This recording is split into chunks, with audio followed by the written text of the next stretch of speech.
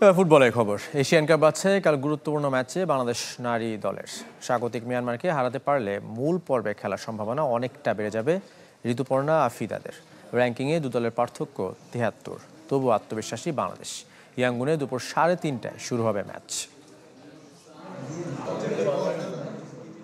Myanmar যাবার আগে এতটা সম্ভাবনাময় ছিল না বাংলাদেশের এশিয়ান কাপ বাছাই মিশন।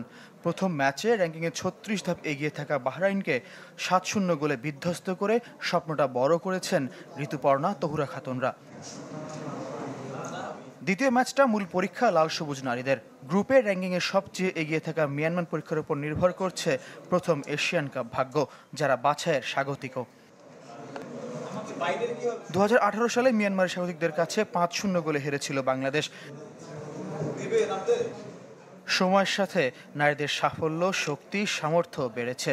সেই আত্মবিশ্বাস নিয়ে এবার র্যাঙ্কিংয়ের ৫৫ নম্বরে থাকা দলকে হারাতে চায় ১৮০-এর বাংলাদেশ। প্র্যাকটিস সেশন শেষ করলাম, তো কালকে যেহেতু আমাদের একটা বড় ম্যাচ, তো সবাই আমরা ফোকাস করতেছি এবং কনসেন্ট্রেট করতেছি। খুব ভালো ট্রেনিং করতেছি, আমাদের কোচে যেভাবে মাঠে ইনফরমেশন দিতেছে আমরা সেটাই করার চেষ্টা করতেছি। ইনশাল্লাহ আগামী কালকের ম্যাচে খুব ভালো রেজাল্ট করার চেষ্টা করব। আমরা সবাই রেডি হয়ে নামবো, ইনশাল্লাহ আমরা চেষ্টা করব যে কালকের ম্যাচটা যেন উইন করতে পারি। দলে ইনজুরি নেই, পরিকল্পনার জন্য প্রথম ম্যাচের পর দুদিন সময় পেয়েছেন head coach Peter Butler. Senior junior সমন্বয়ে দল পুনর্গঠনের দায়িত্ব, যার কাঁধে আছে আলোচনা সমালোচনার বোঝা। গোলরক্ষক কোচ মাসুদ আহমেদ নিশ্চিত করেছেন পুরো দলই উজ্জীবিত। আমাদের মেয়েরা সবাই সুস্থ আছেন এবং আমাদের বড় ধরনের কোনো ইনজুরির সমস্যা নেই।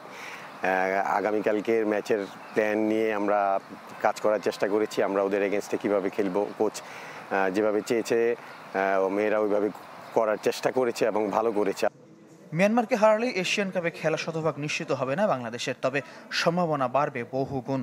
কারণ গ্রুপ পর্বের শেষ ম্যাচে তুর্কমেনিস্তানের সাথে লাল সবুজ নারীদের জয় প্রত্যাশিত। নিজেদের প্রথম ম্যাচে যারা ৮-০ গোলে হেরেছে মিয়ানমারের কাছে। ফয়জুল ইসলাম, চ্যানেল 24।